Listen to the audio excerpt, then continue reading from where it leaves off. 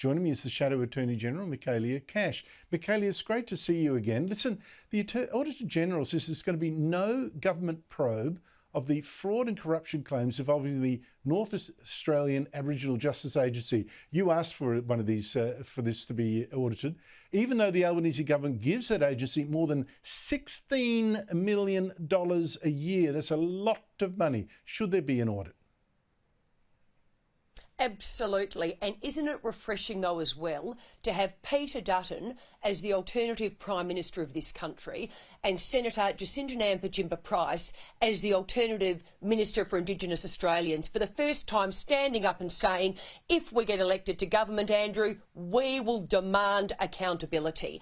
There are billions and billions of dollars that funnel out of Canberra each year, whether it's to states, whether it's to territories, whether it's to service providers, and by the time it gets to rural, remote and regional Australia and Indigenous communities on the ground, it is but a trickle. And the live example we have at the moment is just that, the North Australia Aboriginal Justice Agency. The Auditor-General has said, despite me writing to them, despite the Australian newspaper raising serious allegations, which, yes, have been denied, of both corrupt and criminal behaviour, they've spoken to the Attorney-General's Department and they have decided not to commence an audit. That is incredibly disappointing. The first question I want to know, Andrew, though, is this. What did Attorney-General Dreyfus or his department actually say to the Auditor-General that they have now decided not to conduct an audit? Australians need answers. This is taxpayers' money. We have serious allegations of both corrupt and criminal behaviour.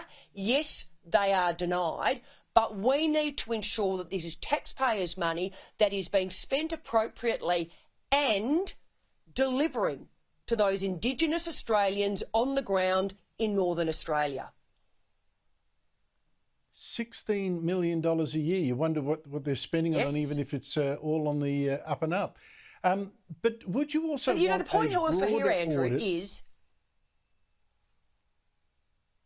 Sorry, just in relation to, you are right, the broader audit. Yes, absolutely. And that is why I said, isn't it refreshing that Peter Dutton is the alternative Prime Minister, Jacinta Nampijinpa Price is the alternative Indigenous Australians Minister, will demand an audit. And why will they do that? Because, Andrew, we are not seeing the housing outcomes. We are not seeing the educational outcomes. We are not seeing the health outcomes, despite billions and billions of dollars leaving Canberra every single year. It is about time Australians stood up and demanded accountability.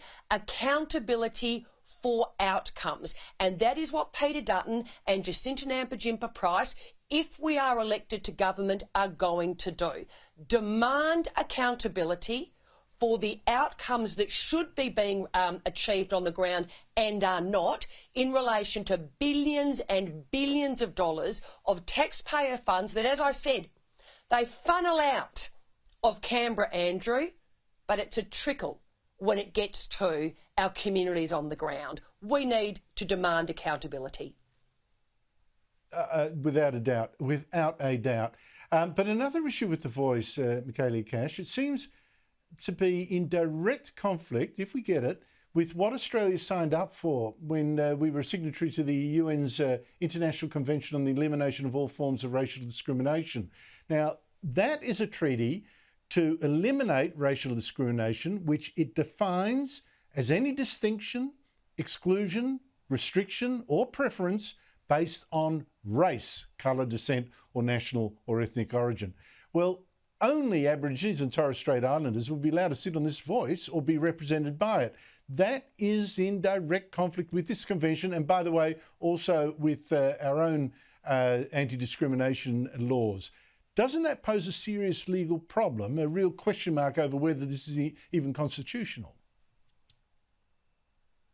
Well, Andrew, as you said, what is the actual convention meant to do? It is meant to actually get rid of discrimination on the basis of race. What is the question, or the result of the question being put by the Prime Minister of this country to the Australian people?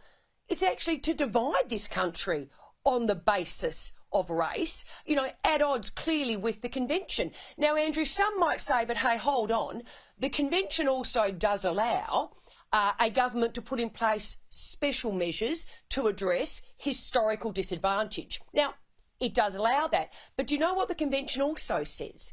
It says that these measures must be of a temporary nature. They must not be permanent.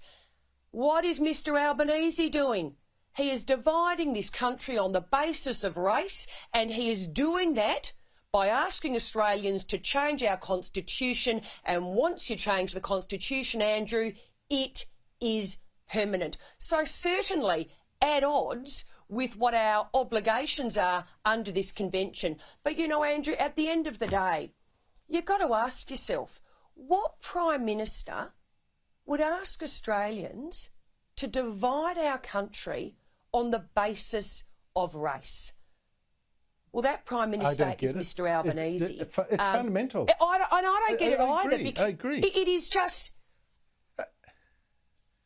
Well, I don't understand. All this argument about the details is important, of course. None of us understand it. Correct. Oh, didn't you love what Ray Martin said? But didn't you love what Ray Martin said? Oh. And you said it in your opening. So you and I are either a dinosaur or a dickhead because we're saying no. Well, that's great. You've insulted millions of Australians.